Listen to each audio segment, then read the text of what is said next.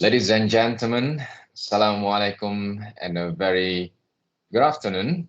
I bid to everyone. Welcome to our um, session today on SPE KL Members in Transition Technical Talk series number 9 out of 10. This is the second last of this series. And today we will discuss on asset enrichment through reservoir surveillance operation well performance analysis. And today the speaker will be Ahmad Adib bin Abdullah.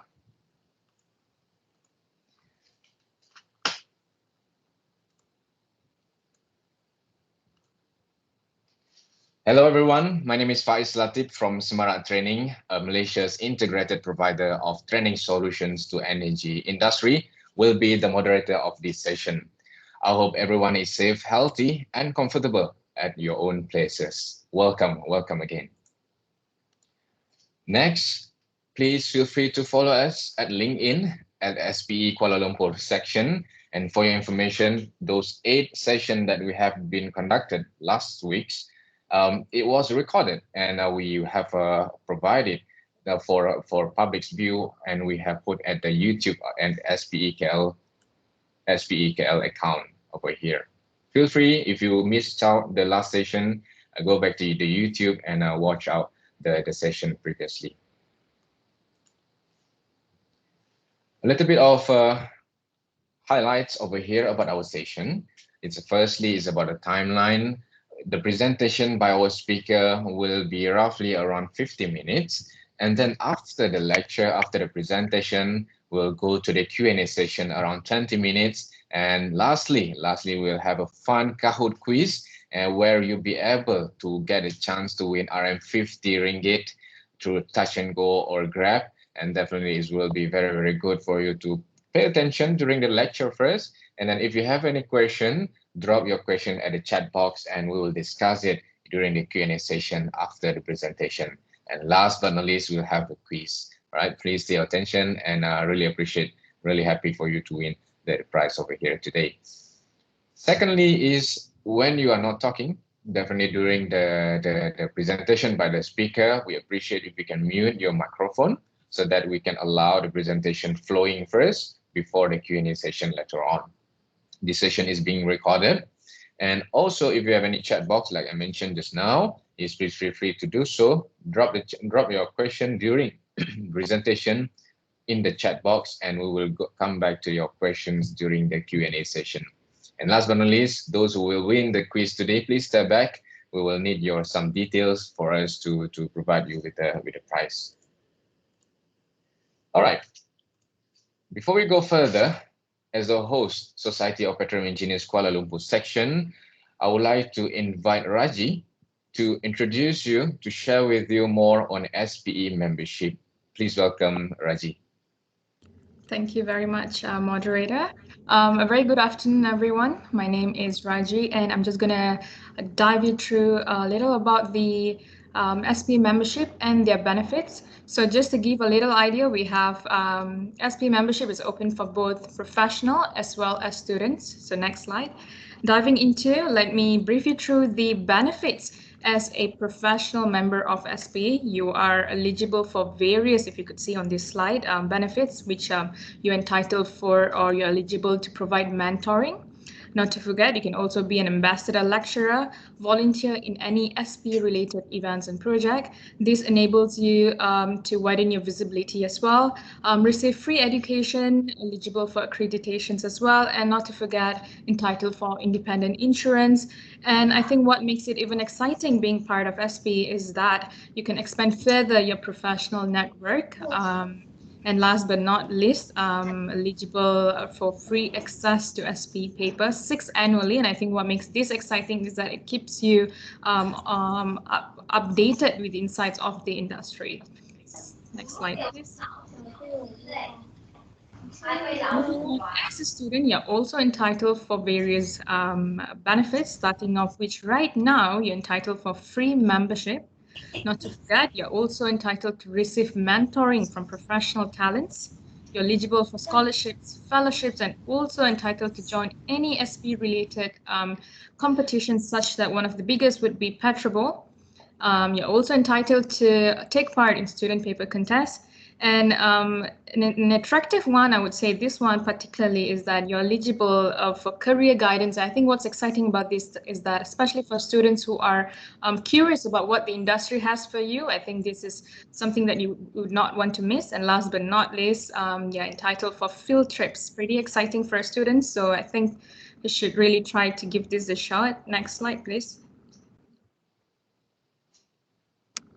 And with that being said, apart from the default benefits, SPEKL has also taken into consideration of the current pandemic situation and came up with 3 extra benefits, starting off with first, a reduction of 50% in fee formulation. Next up, free renewal membership for those who have lost their job. And last but not least, insurance programs for SPE members. Just to highlight a little on the right point of the slide, members who are transitioning from student to professional membership upon graduation, you're actually entitled to receive the first year of SPE professional membership for free with JPT online included. Next slide. And I think what makes it even further exciting right now is that SPKL is having a promotion at which 2 lucky winners are entitled to walk away with a physical gift and stand a chance to present at one of SPKL's activity of events. Next slide.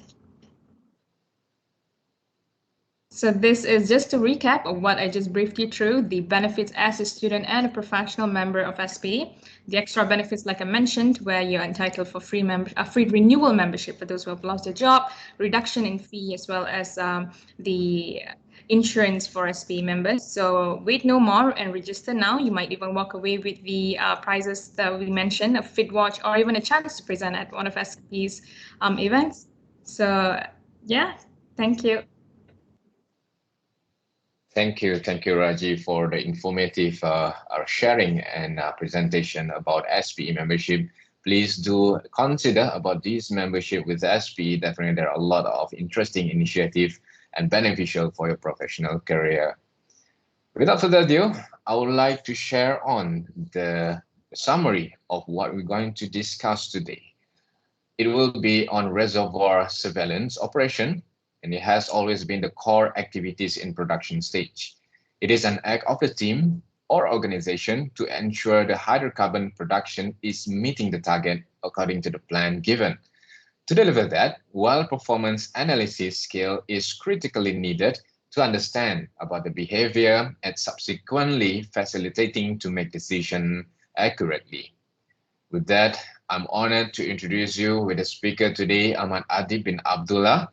He received his bachelor degree in petroleum engineering from University Technology Petronas 2014.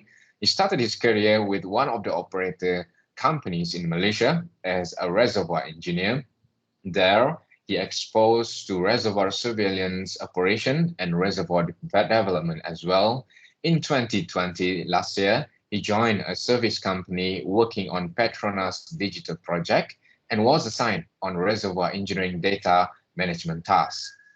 As the only employee working in the domain, he has contributed in providing the framework for the reservoir engineering data management processes for the client. And currently, he's spending more of his time on providing technical advices to younger engineers related to petroleum engineering matters. Ladies and gentlemen, I wish you sit back, relax, and enjoy the session. Let us welcome Adib to take the session. Please welcome. Thank you very much, Faiz, for a wonderful introduction, and also to SPA get a session. Let me share my screen first.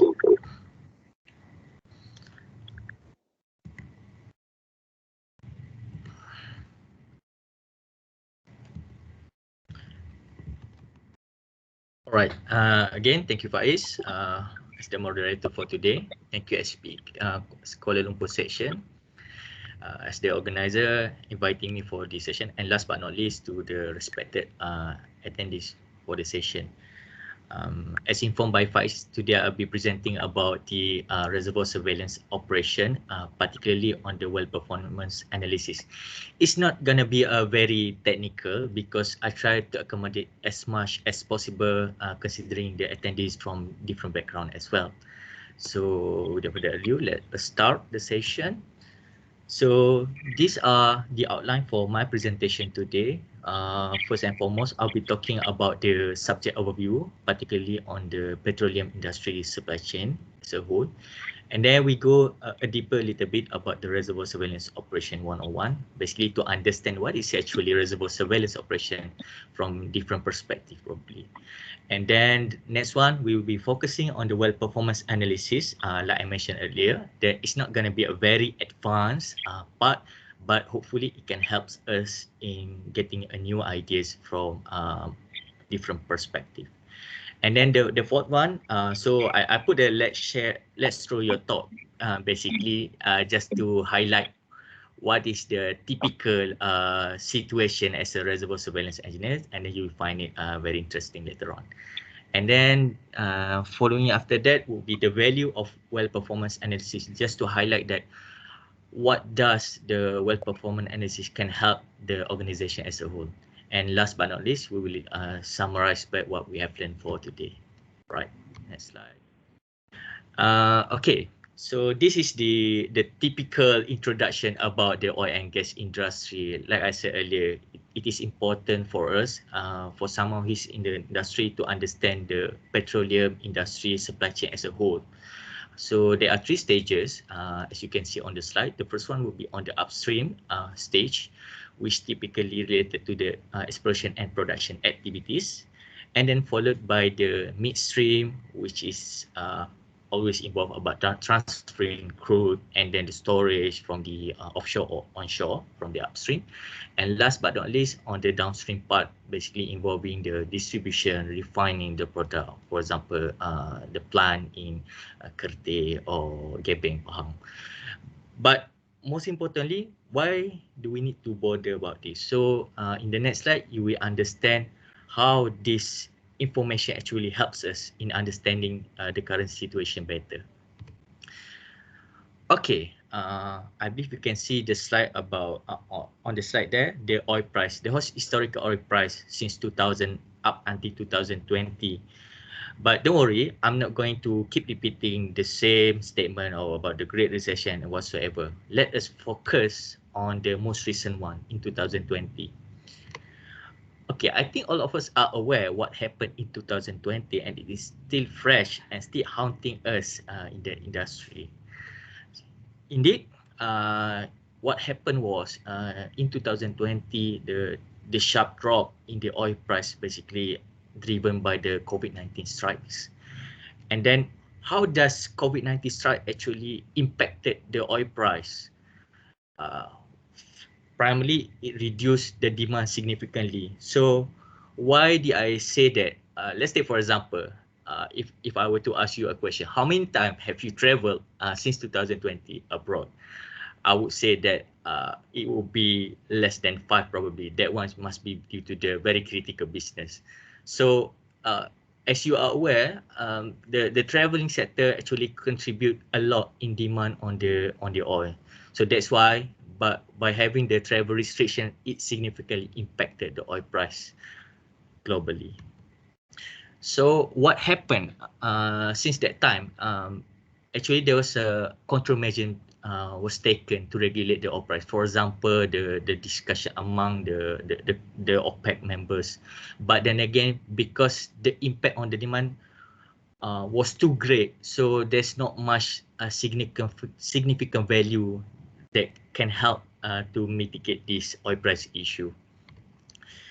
But the best part, for those who study in economy, basically this has proven the fundamental of economic theory, which is what if there is any impact on the demand and supply, definitely it will impact the price. So here we are in that situation. Okay, so this one just to recap, but then again we will go into the detail. Let's get back to the business. We are not going to go through every single thing for today. As informed, we are going to get into the upstream particularly on the exploration and production, in conjunction with our topic for today. Okay, now I'm going to share with you 5 stages in the ENP activities. The first one will be on the exploration, where we have very limited information for us to appraise the blocks or the field to extract the hydrocarbon. Once we have a little bit information, typically there will be a appraisal stage where we spend a little bit money, invest some more just to make sure, and more importantly, to boost the confidence before going into the development stage. So during the development stage, the operator would spend a handsome of money in order for them to extract the hydrocarbon, and more importantly, to generate the revenue. After the development stage, here we go, the revenue creation stage, which is the production. And last but not least, the abandonment basically indicates the end of the field. But for today, we'll be focusing on the well performance analysis, which is partly under the production stage. All right. So what do we understand about the reservoir surveillance operation 101? So the first one would be, it is often that those who are in this group are responsible for not meeting the target. I think you have heard so many times when it comes to the production shortfall, the first group to be blamed would be the reservoir surveillance team. All right, that's one of the idea being brought up. Secondly, it is also typical for those who work in the reservoir surveillance operation responsible in finding more prospect, basically chasing more barrels day to day. And then, as you're aware, the reservoir surveillance team actually involve or work 24 hours. Why is that? Let's say if something happened at 3 a.m. In the morning, so it is common for the reservoir surveillance team to be called by the management or the offshore directly, just to think and get back the ore that we have lost, or the issues that we encounter at the offshore or at the site. And then the last one is always the most hassle, which is information center. In most of the organization, it is common that people would ask the reservoir surveillance team for a lot of information, probably most of the information about the field, because reservoir surveillance team is the interface between the offshore or onshore platform and the office. So in general, when we want to describe about the reservoir surveillance operation, basically these 4 key items normally being addressed. All right. And then when we talk about in detail in terms of the tasks with regards to the reservoir surveillance team, people will always highlight about the well performance analysis, and then about the top site related work, for example, top bed pressure optimization and those kind of thing. And last but not least, others, anything that can add barrels. I still remember my former boss always say to me, you only talk when it gives you more barrels or more money to the organization. So no wonder he was quite quiet at the point of time, thinking through on how to get more barrel rather than talk something else. But for today, we'll be focusing about the well performance analysis, and then it will be a little bit technical, but I will help you to get through that. Okay. So a little bit a background on how the exploration and production works. So just to give you some highlight that basically the slide shows that at the surface we are here. We do not have direct access physically to the reservoir. So can you imagine I've put the remarks there. The condition of the reservoir is typically have the pressure, thousands pressure, and then 1 kilometer reach. So it is quite impossible for us to have the information directly unless we create a bridge.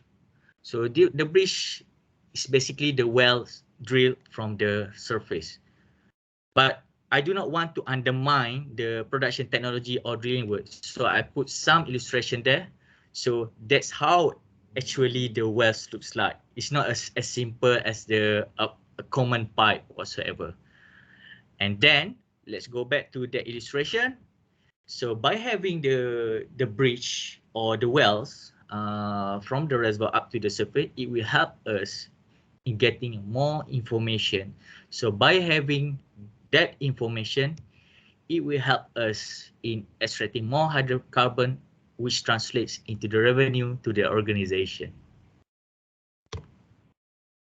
Okay, when we talk about the well performance analysis, day to day, people will be interested on three things. The first one would be about the production and injection rate. So it is common when we receive the information or the reports from the offshore, these are the key things that we will look at. Secondly, as a reservoir surveillance team, on the well performance analysis, we'll always refer to the pressure. And that is a statement that pressure never lies unless you have an issue with your gauge. So by knowing the pressure, we can determine what caused the production shortfall and everything. And then last but not least, the temperature.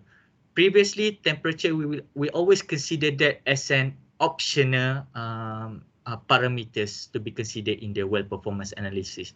But then nowadays, with the advancements of technology, for example, on the logging tool and everything, temperature is considered as one of the critical parameters to look at in any evaluation on the well performance analysis. So how does these three components, what is the principle that suggesting these three components actually helps us in doing the well performance analysis day to day? Let's go to the next slide. So to those who've been working in the petroleum industry, particularly on the subsurface, I think we are quite familiar with the Darcy law. So Henry Darcy basically conducted an experiment in 1856 to understand how does the fluid flow from one point to another point with several parameters. And then from that experiment, basically us, Petroleum Engineering Society, take that and apply in our daily work, as you can see from the equation there. So there is a flow rate which is consistent with what I just said earlier, one of the key parameters, and then the second one on the pressure difference. So with this equation, actually it evolved through on the other advanced application, for example, in the simulation modeling and this kind of thing. So again, so where's the temperature? So on the temperature side, because I want you to take note on this. So on the temperature, basically, it complements the information that we have received from the offshore. For example, on daily operation or analysis, we always take the pressure, we always take the production, and then temperature is always the indication on the fluid type. So for the gas fluid, typically it is colder compared to oil and water, for example. So it is something that we should take note going forward. So on the next slide. Okay, this is the sample data just to guide you through what we typically do on daily basis. So on the left axis with the oil rate in green color, and the right axis will be the pressure, the flowing bottom pressure in black, flowing tube head pressure in red, and then the x-axis there is the historical data. So for us, reservoir surveillance team, we always interested looking at the trend rather than a single point. If there is any anomalies, we can immediately detect that. Let's take, for example, day 5, right? So there's a sharp drop in day 5. So what happened was, it is something like the top process. So we need to understand immediately what caused the effect. So what are the reference or the parameters that we can monitor to address the issue of that production shortfall? So let's go through this one by one. Okay. So as highlighted just now, that the production drop in day 5 is something that can be observed directly. And then secondly, in conjunction with what I stated earlier, that 3 key parameters in the reservoir surveillance or well performance analysis will be on the pressure. You can see the flowing bottom hole pressure corresponding to the production drop, and that's also in line with the Darcy's understanding. If there is any pressure change, definitely there's a change in the oil rate as well. And then not only this is something that always happen typically. We always work in silo by just looking at the numbers, looking at the trend. But what's more important is that we also need to communicate with the people. We also need to read through the daily report comprehensively, because most of the information in the reports actually help us in understanding better about the situation.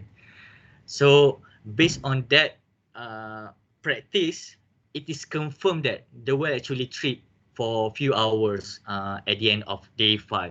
So thus proving our theory on the pressure and also the production rate.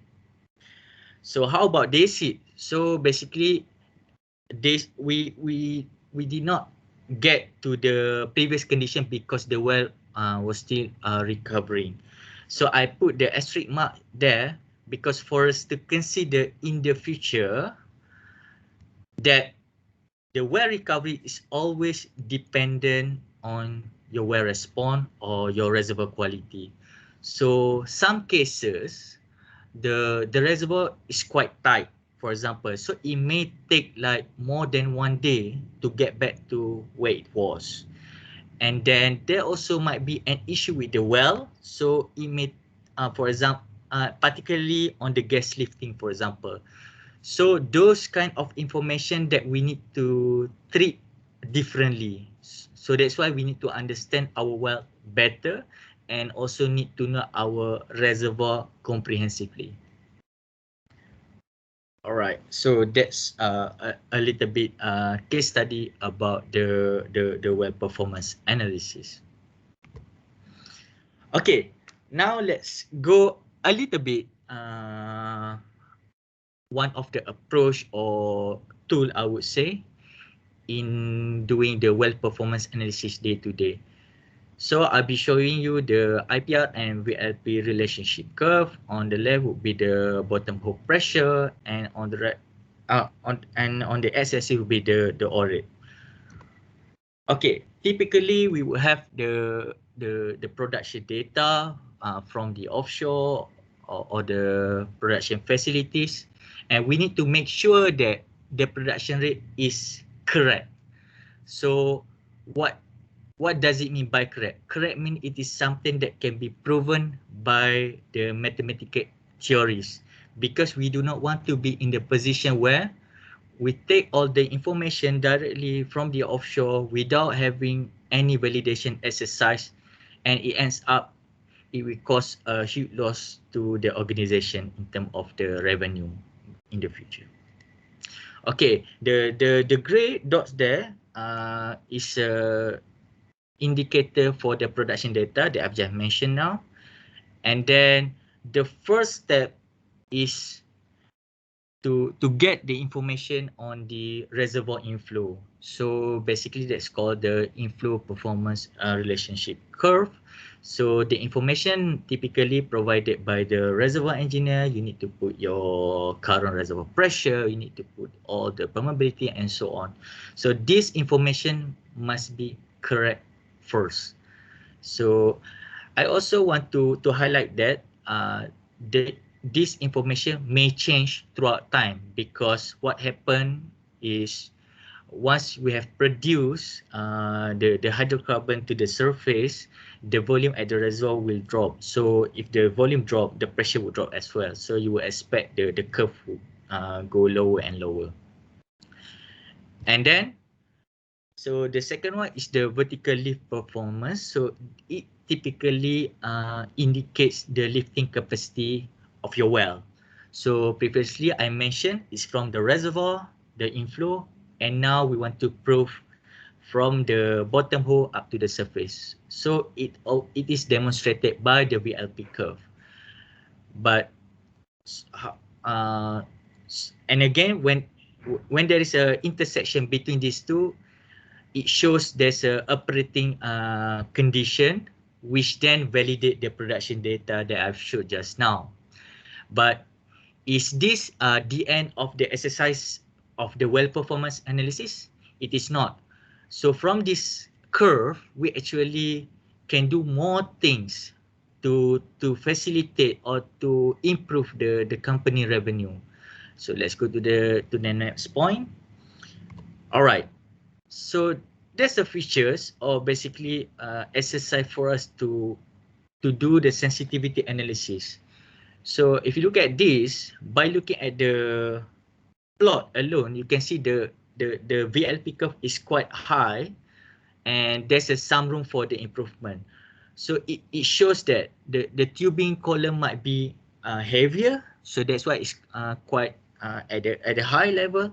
And then by doing the sensitivity analysis, for example, we assume that if there is a need to perform the gas lift, which then help to lighten the fluid column, how does it look like? So the example in the VLP curve number 2, the green colored dash line there, indicates that there might be a potential or the value added by doing the exercise, which is to improve the gas lift or add the gas lift for the natural flowing well. So how does the difference between VLP1 and VLP2 helps the organization? So if you look at the error that I've put there, the difference between the red color curve and the green color curve on itself, there's a gap there. So the gaps is actually suggesting that there might be a potential for us to get more oil, and that oil actually will translate into the revenue. So, but for us, as a reservoir surveillance operation team, our responsibility is to give as much information as possible to the management to make the decision wisely. So by looking at the curve itself, and we perform a simple math, for example. So this information is actually critical for the reservoir surveillance team and also the organization as a whole. Let's take a simple math. Assuming that for one well, based on this exercise, we can easily materialize 50 barrels from this exercise. And then assuming the current oil price is at 60 USD per barrel, we can easily get the revenue 3,000 USD for every single day. So imagine if we fail to look at this opportunity now, we may have the loss in opportunity. In other words, that 3,000 is just stays in the reservoir as it is. So another critical point about this slide, I think that we are the industry that always work based on the time value decision. So if we fail to make the right decision timely, it will affect the organization in the long run. Okay. All right. So this is the session to just highlight about the situation that always occur within the reservoir surveillance team. Okay, so this is the situation that always occur to me back then, where you will receive call from your management saying that, oh, look at the report. So there's a huge production drop from yesterday figure. Can you please explain to me?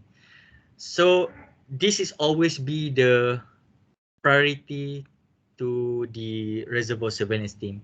As I said earlier, that we are responsible in understanding about our field performance. So we are like the frontliner. But then again, we need to know on how to do things accordingly so that it won't impact our deliverable at the end of the day. So as I mentioned earlier in the first example, we should look at the trend. That would be the first thing first. Look at the production rate, look at the pressure data, and if we have the temperature data, it will be great, so that it can help to complement the information.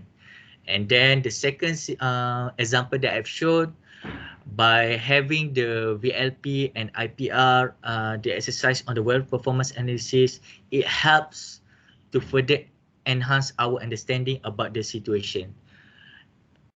Probably by looking at this situation, like 5,000 is probably more than one well that be impacted, but as long we have the right structure which can be replicated to other wells, it should be better. So this situation actually triggers us on how to do things efficiently, especially when you are in the reservoir surveillance operation team.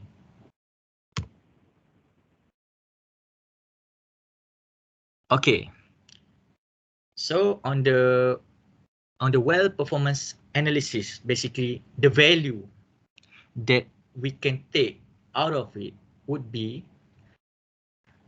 it helps us in providing the information to react towards the production shortfall.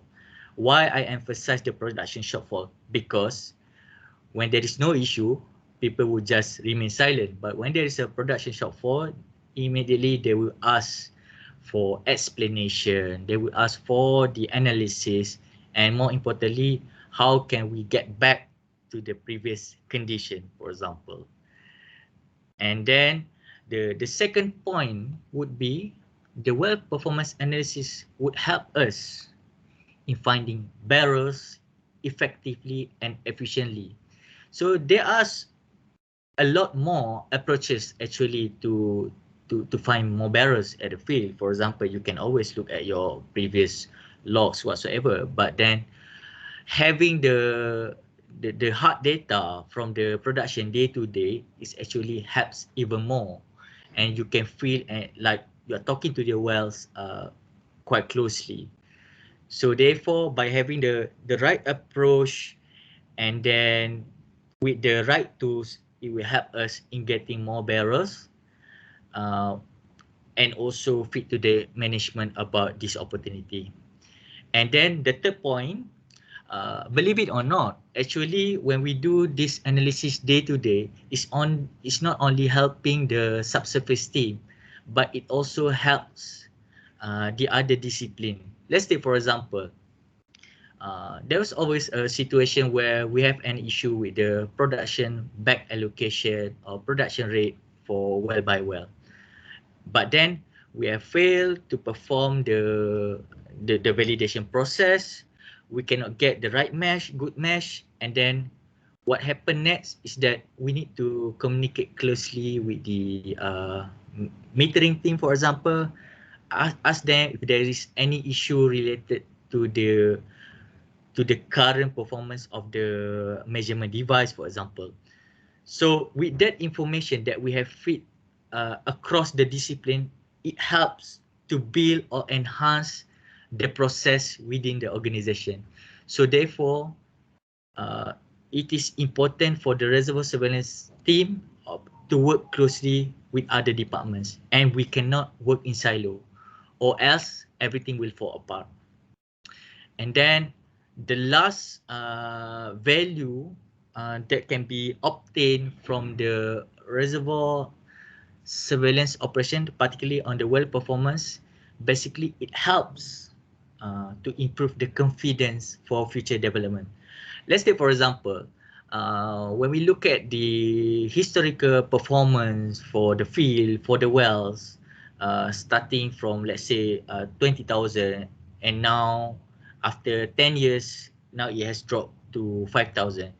So that information actually telling us something, either the reservoir itself is not good, or there might be something else that we might overlook. So therefore, with day-to-day daily operation on the well performance analysis, it can help us to structure our mindset, not only delivering the well outcomes, but also helps the organization as a whole to lay out the plan, short-term, long-term, mid-term, and long-term. So the value out of it might be the revision on the field development plan or field redevelopment, those kind of things. So that's what I mentioned about the improve the confidence for future development purpose.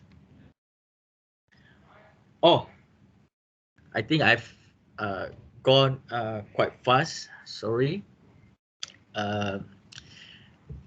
On the so basically just to recap what we have learned earlier, that so the petroleum industry supply chain consists of 5 stages.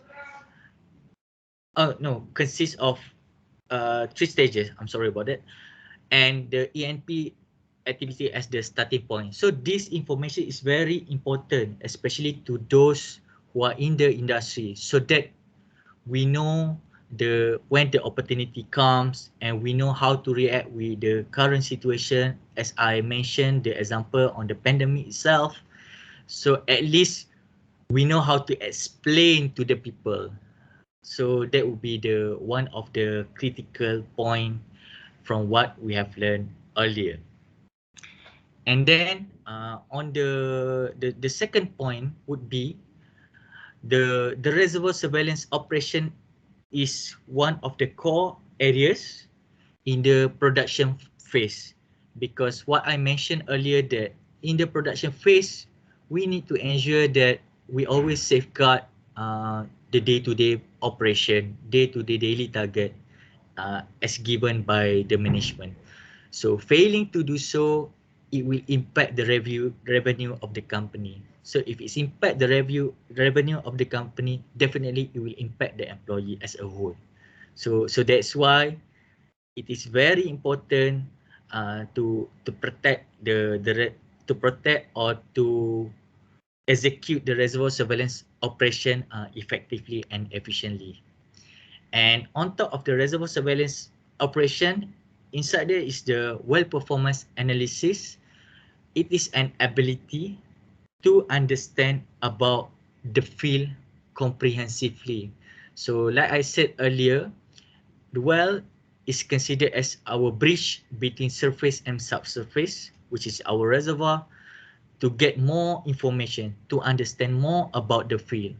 So if we fail to interpret those information accurately, definitely it will impact our decision quite significantly.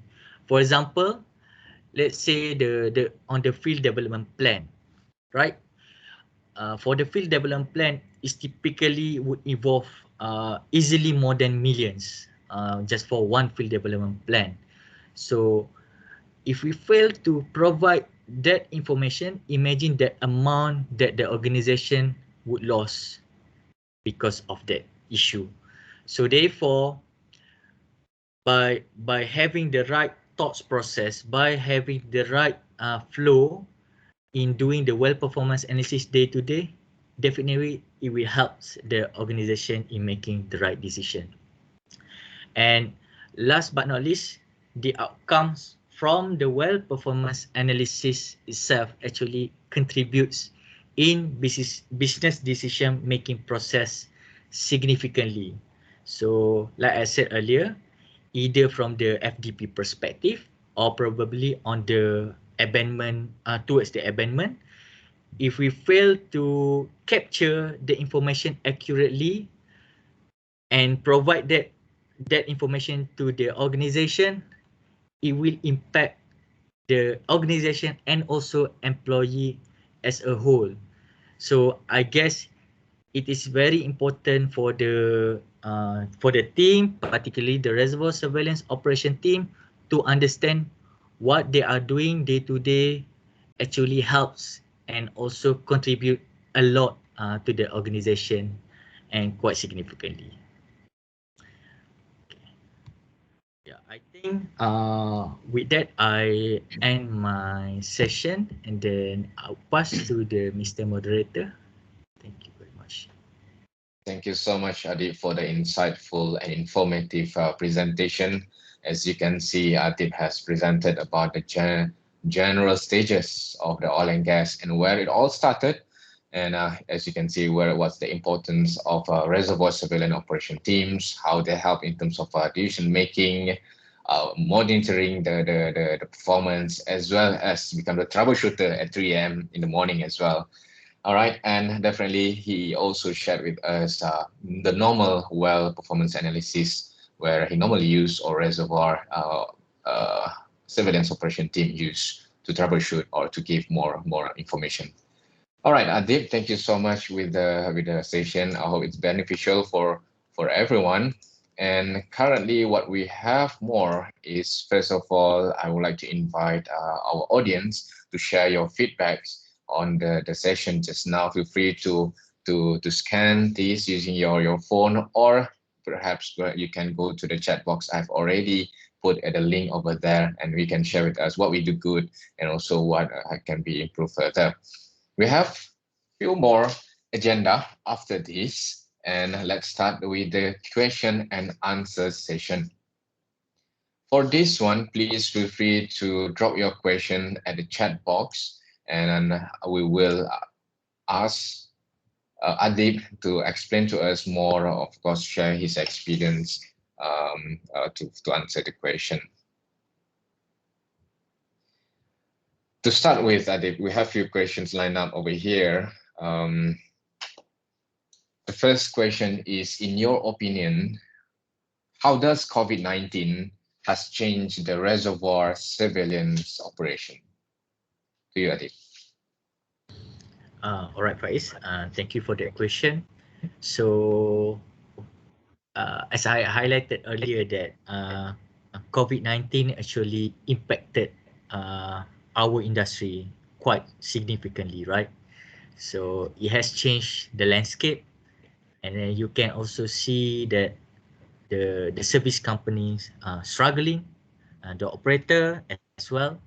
So what happened was, it actually helps in for the service company, particularly in becoming more creative. We can see that there are so many tools nowadays, and there's so many technology being offered, which is quite attractive.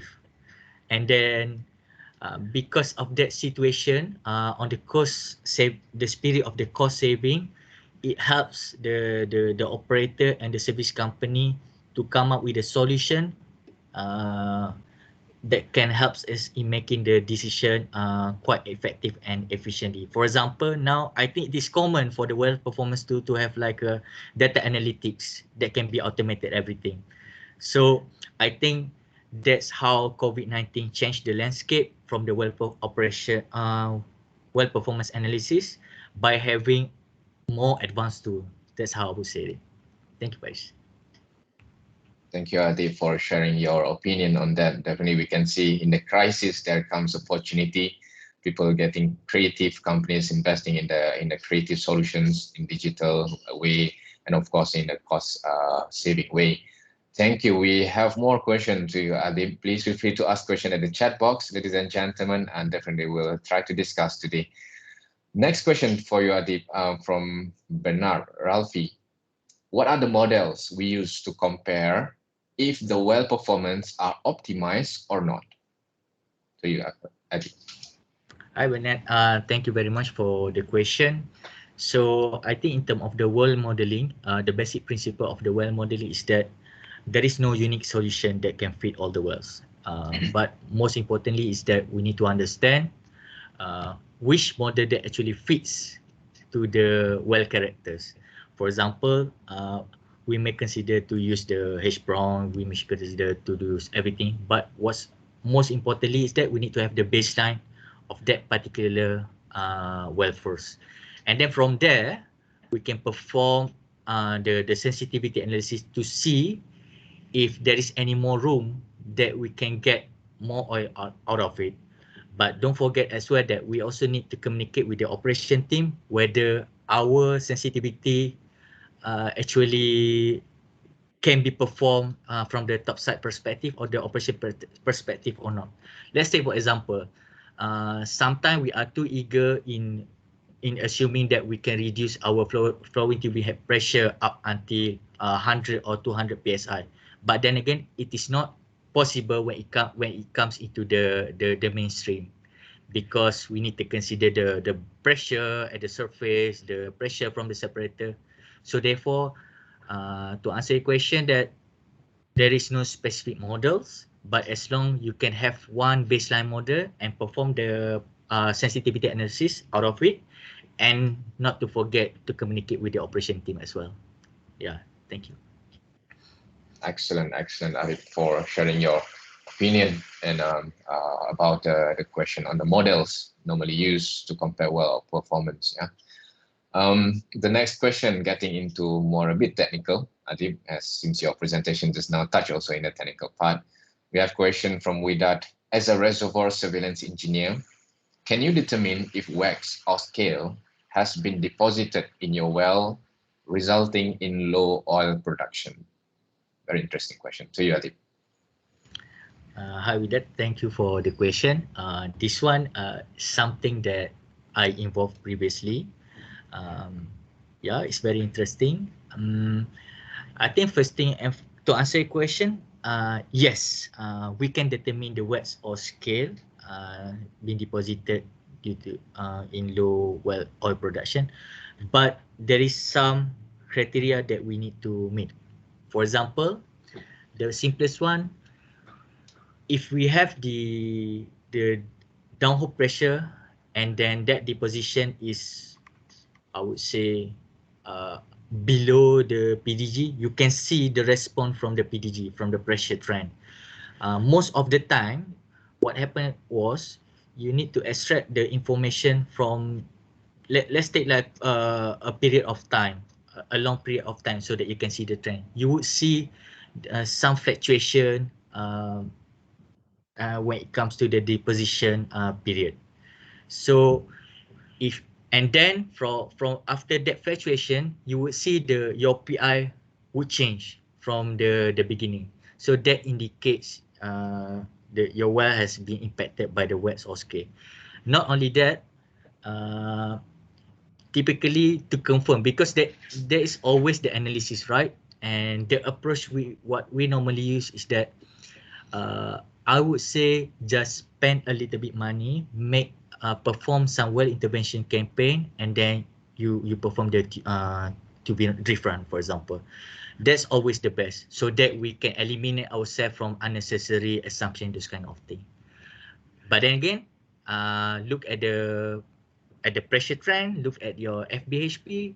If it's very sensitive, you can always see it from the fluctuation. Thank you.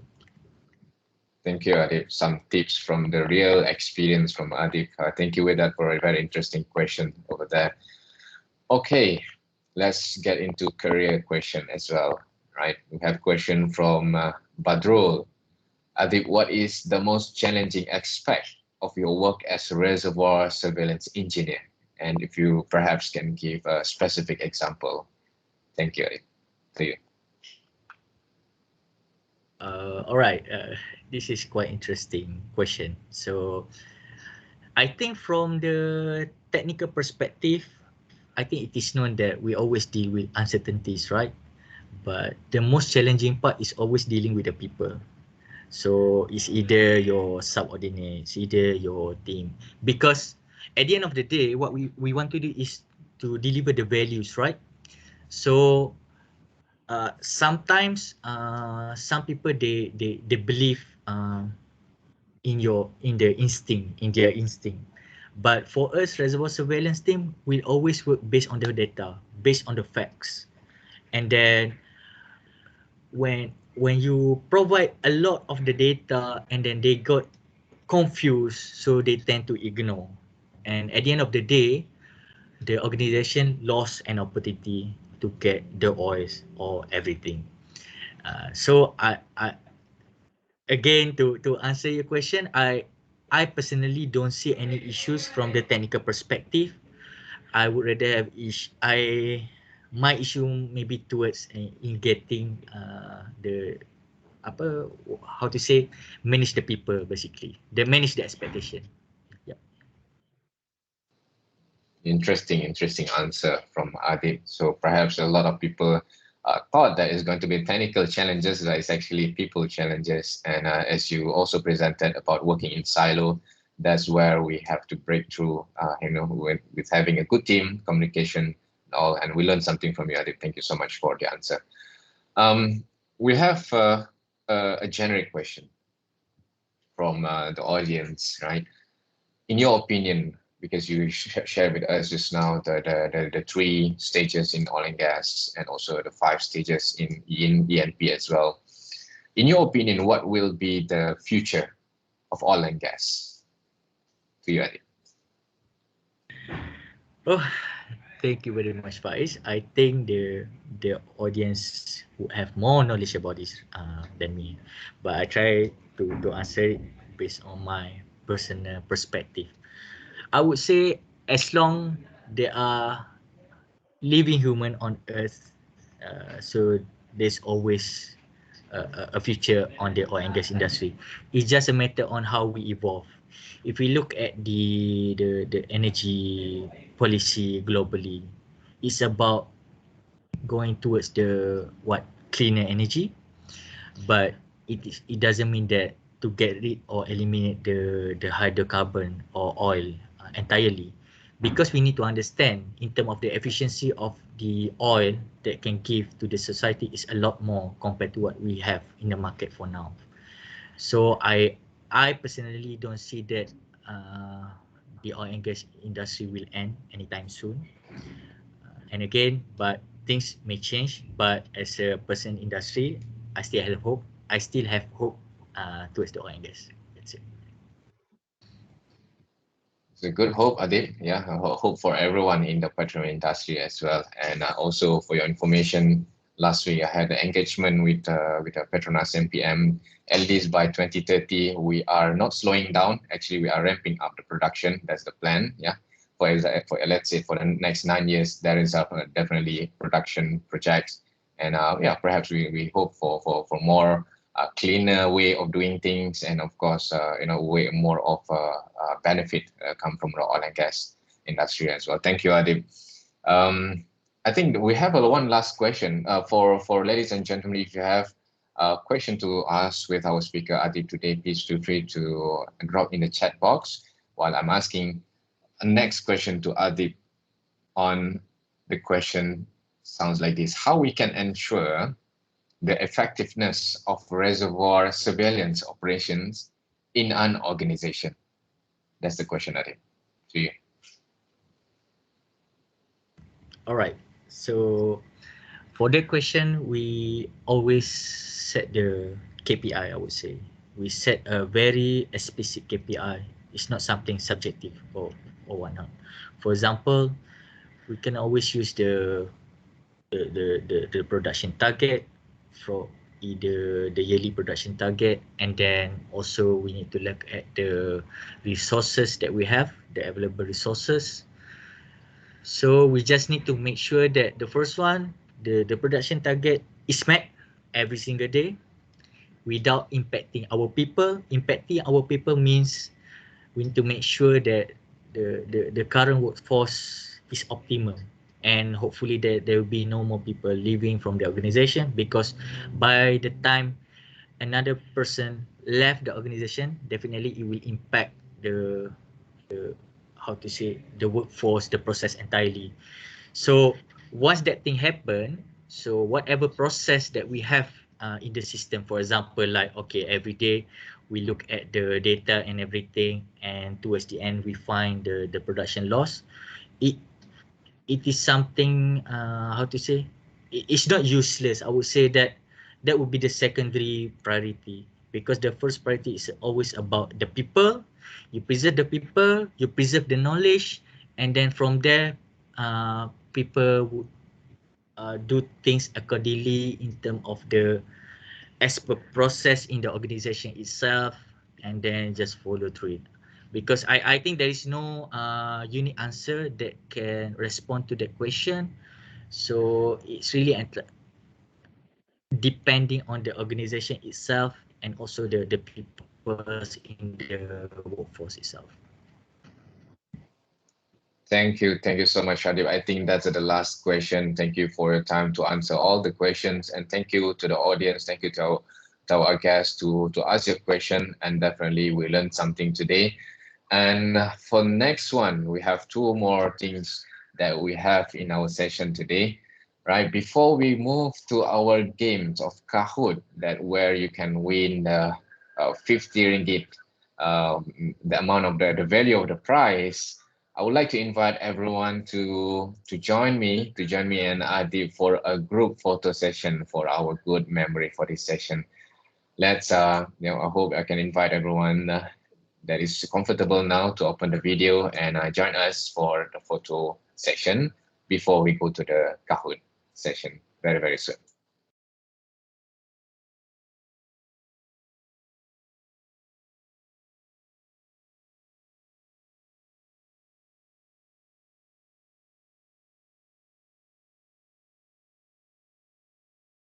Ramai malu-malu, boleh silakan join us when you are comfortable. Give me some time.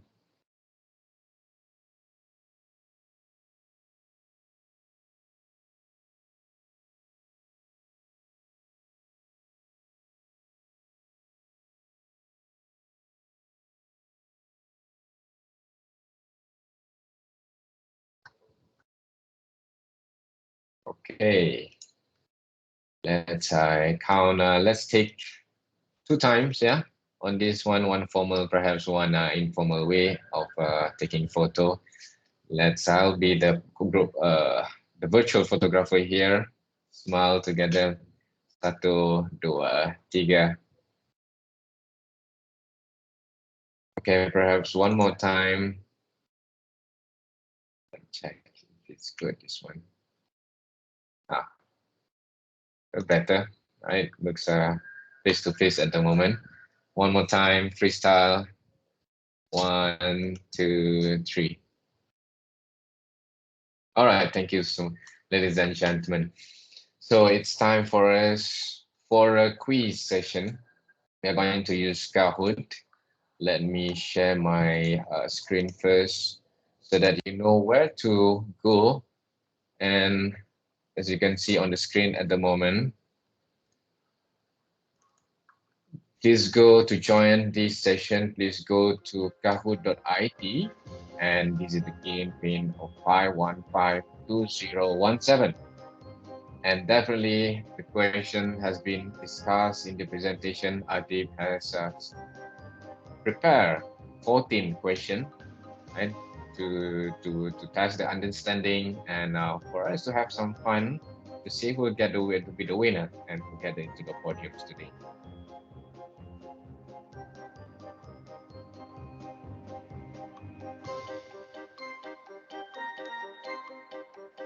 Okay, Sinovac, Anjang, Agi, Pfizer, we have some vaccine here. AZ also here. Yes, welcome, Hakimin. Whoever, wow, that's a cute name over there. Okay. Previous session, I know it is lunchtime. Sometimes people put the food names over there, so getting hungrier. Sinovac also here, you can see. Come join us. Welcome, Miko. Right. See, there's come the food name over here.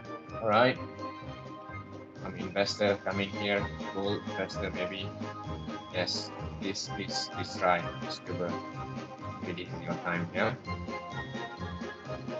SF, San Francisco maybe. Yeah. So let's me count to 10, do the countdown, and we'll start the session. Please join us, kahoot.it 5152017. Let's the countdown begin. 10, 9, 8, 7, 6, 5, 4, 3, 2, and 1. Let's go. and all the best. First question. What is the main objective of reservoir surveillance?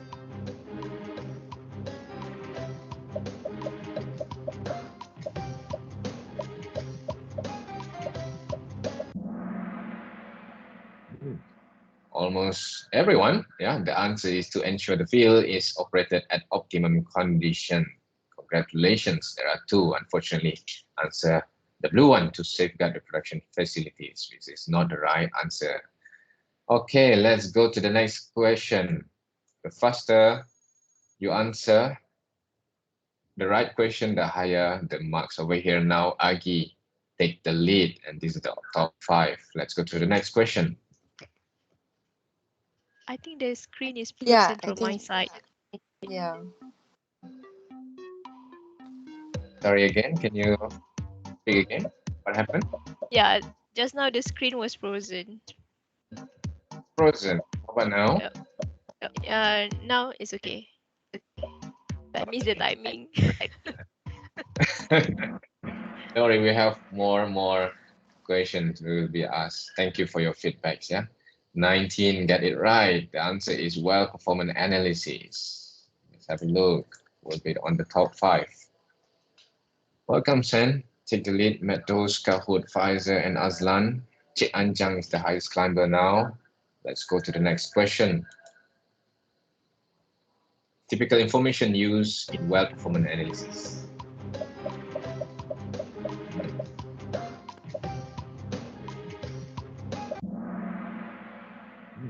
There's a split answer over there, and the answer is all of the above. Okay, congratulations. Something changed, 2 to 5, but Sam still taking the lead. The next question, the outcomes from the well performance analysis. What are the outcomes?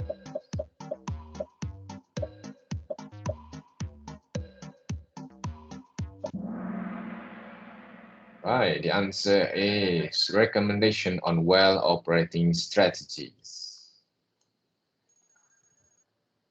Some changes we can see, Sen still take the lead. Or question number 5, implication of not doing the well performance analysis correctly.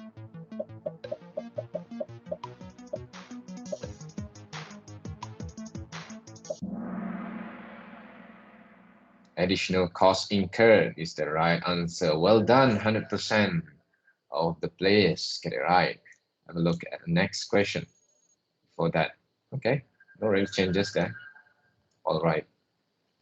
Number 6, typical theory used in well performance analysis.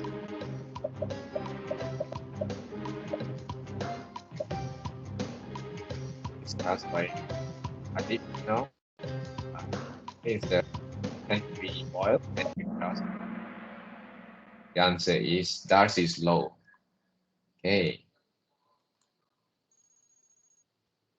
No change. Come on. We'll take the top 5 next. Tools used in doing well performance analysis.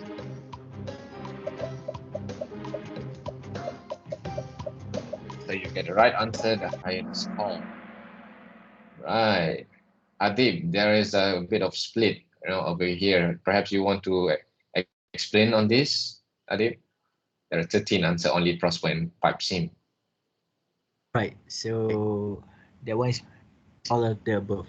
So basically, this for this part, to those who work in the reservoir surveillance operation team, they should be able to know that the first 1 and 2 actually we also use that as our monitoring. If you remember that when I show you the example, I use only Microsoft Excel as the monitoring tool. And then in the exact quantum API system, normally we use for the real-time monitoring. So it's either you extract the information or you directly use that. And also in the well performance analysis for the Prosper, it is another tool on top of that for you to perform the sensitivity. So therefore, these are the tools we always use in the well performance analysis day to day. Thank you. Excellent, excellent. Thank you, Adib, for explaining more about the question just now. We can see there is changes in the top 5 at the moment. Sen is at the top still. Let's go to the next question. Ready? True or false? That's the question. Reservoir Surveillance Operation Team does not involve in FDP. Hey, the answer is false. Yeah. Let's have a look. There's some changes still. Hakimini is moving up to the next question. Number 9. How does the reservoir surveillance operation bring values in FDP preparation?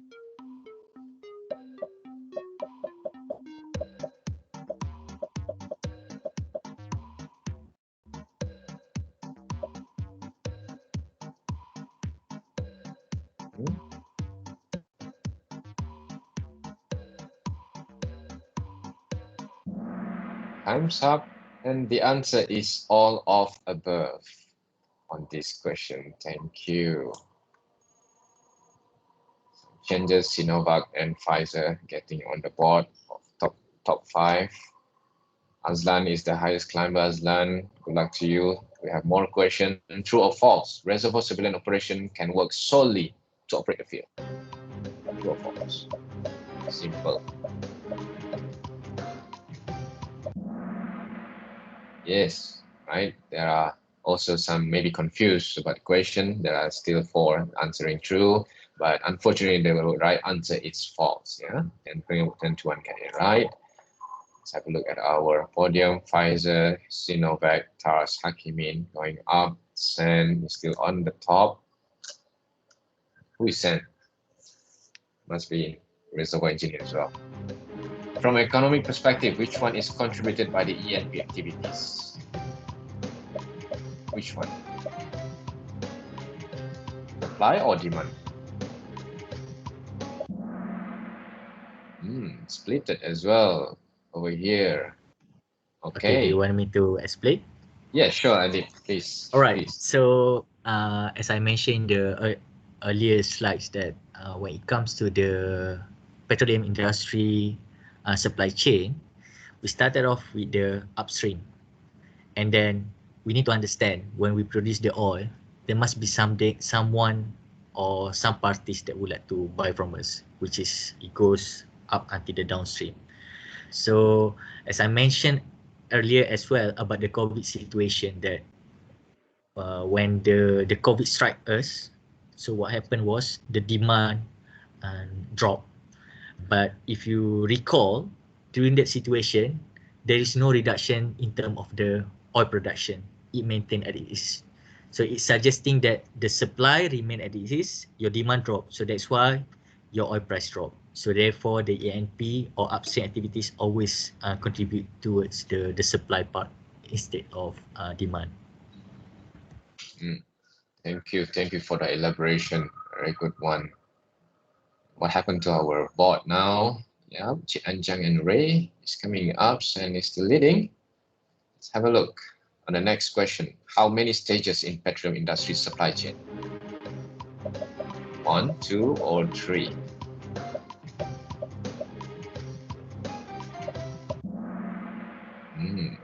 Almost 100% get it right. Maybe one is confused. 23 get it right. 3 stages, upstream, midstream, and downstream for this answer. Well done. Pfizer is chasing. Sinovac is also chasing. For the next question, 13. How does COVID-19 impacted the recent oil price?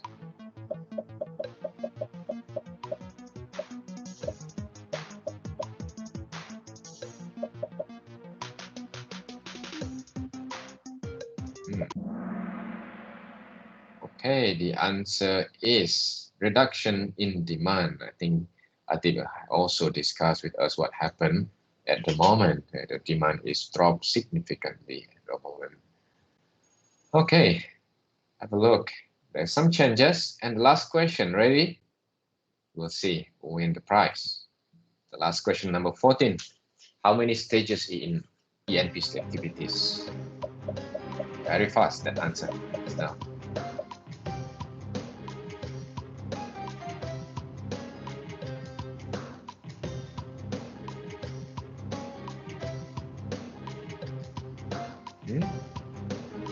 Still thinking? The answer is 5, exploration, appraisal, development, production, and abandonment. And have a look at our result podium for today's session. Number 3, Cik Anjang. Number 3, number 2, 13 out of 14, Pfizer. 14 out of 14, 100% right. Sen, well done, Sen. Congratulations. And we have runner-ups number 4, Sinovac, and PIs. All right, so Sen, please stay back after this session. We would like to ask for your feedback on the prize later on. Please drop your phone number after the session, and we will definitely transfer to you the prize. Well done again, everyone. Thank you so much for your participation in this game. Before we leave, ladies and gentlemen, I have one more thing to do, to share with you on what will happen next week. We will have one last session, and please allow me to bring up the slide at the moment.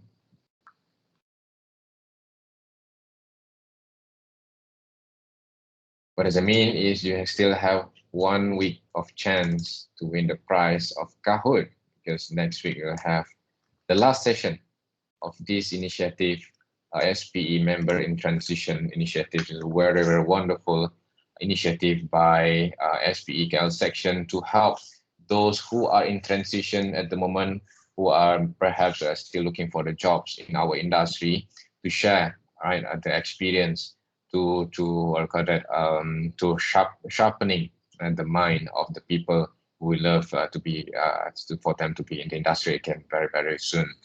For next week, we have from Harni Fariha on the topic of deep water development wells planning consideration.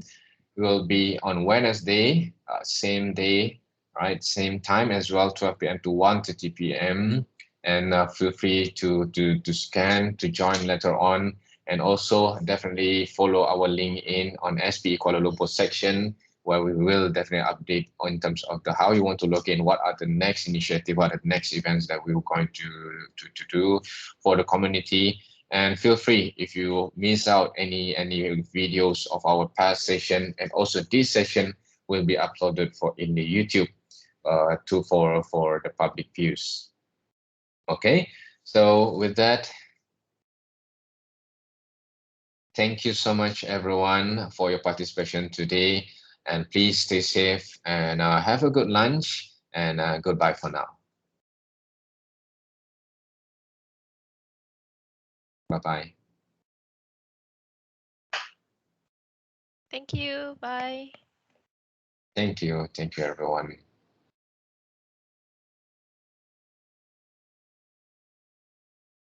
Thank you, Adib, for your time spending with us today.